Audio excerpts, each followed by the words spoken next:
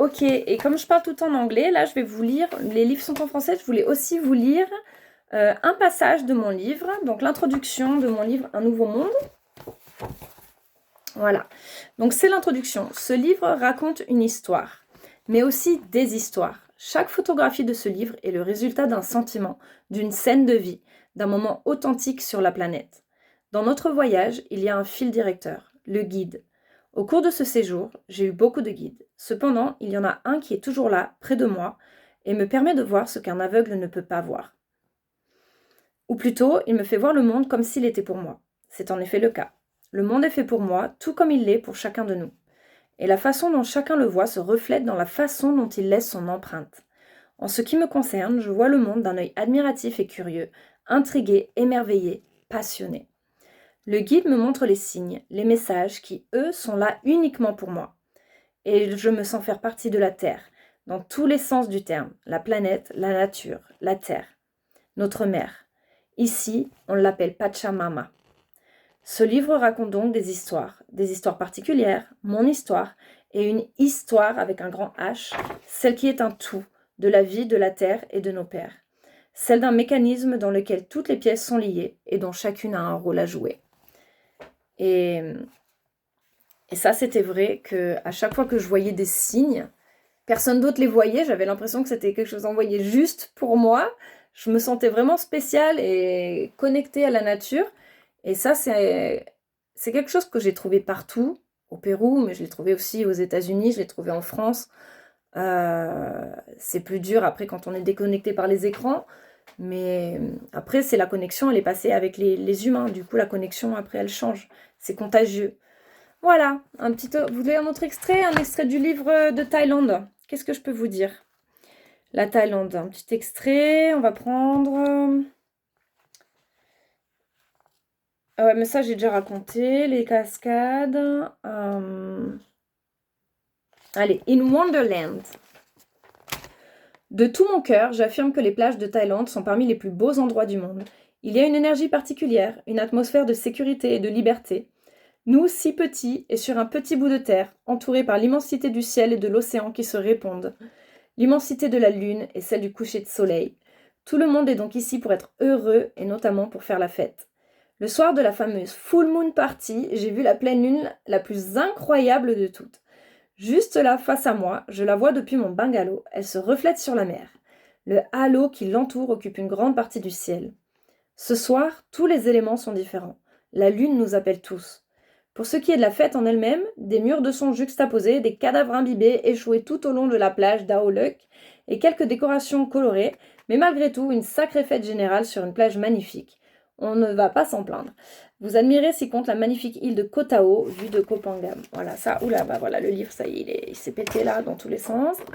Là, une belle île, ça c'est Koh Phangan, c'est l'île où il y a la Full Moon Party en Thaïlande.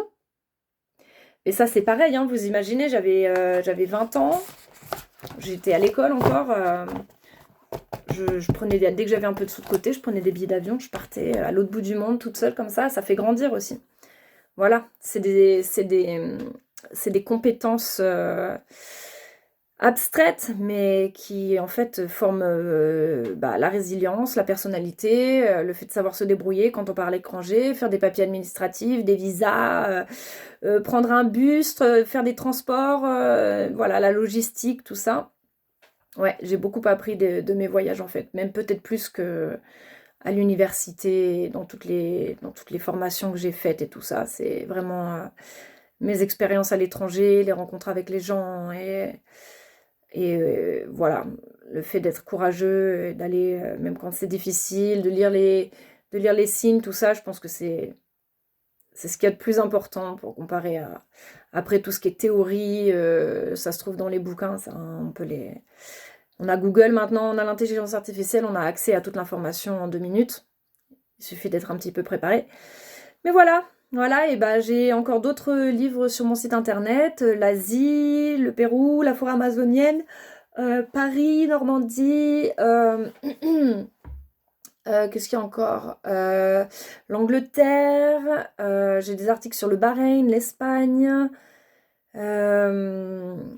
je me rappelle plus. Après, qu'est-ce que j'ai fait? Je crois qu'il y a 3 livres sur le Pérou. Ah oui, Icas et Paracas aussi, le désert de la Huacachina au Pérou. Oh là là, magnifique. Euh, oui, voilà, c'est déjà pas mal, hein. Allez faire un tour. Et puis si vous voulez télécharger mon encyclopédie, elle est aussi gratuite en ligne sur Internet. Et des magazines, voilà, tout ça. J'ai pas arrêté. Non, mais je suis énervée parce que je lis des trucs style... quand on est sur les réseaux sociaux, on produit rien, alors qu'on produit de l'information, de la connexion tous les jours. Tu dédies ta vie à faire ça tous les jours. Ton temps, j'ai risqué toute ma vie, j'ai perdu ma maison, ma famille, tout pour ça, quoi. Et après, on vient te traiter de tyran, de dictateur, parce que tu veux prendre ta place dans la société et que tu vas continuer à emmerder tout le monde jusqu'à ce que tu l'aies. Bah ouais, c'est comme ça qu'il faut faire, hein, parce que si on attend que les gens nous disent où est-ce qu'on doit s'asseoir et se taire bien gentiment, là, bah, je vais vous dire, ils vont pas se gêner, hein. Voilà. Donc, on continue les filles, hein, et les hommes. Mais bon, surtout les filles, parce que les hommes, on les voit beaucoup. On les voit beaucoup à la télé, on les voit dans les conférences, on les voit dans les discours. Les filles, c'est fou quand même, hein. Ah bah les mamans, ah bah non, elle va rester à la maison avec son fils, hein. Ah, elle a un boulot, ah bah c'est bon, elle a un boulot, elle est tranquille. Elle a pas de boulot, ah bah attends, elle a pas de boulot, et alors elle a qu'à se trouver un boulot pour montrer un peu ce qu'elle sait faire, hein. Ah, elle écrit un livre, ouais, bah elle va finir le livre d'abord. Ah, elle a fini son livre, bon bah elle va encore en écrire un autre. Elle a pas d'argent, ah bah elle a pas assez d'argent pour déménager. Elle a de l'argent, ah bah c'est bon, elle est tranquille, elle a pas besoin de ce boulot. Non mais il y a toujours une excuse, quoi, hein, franchement, j'hallucine, quoi.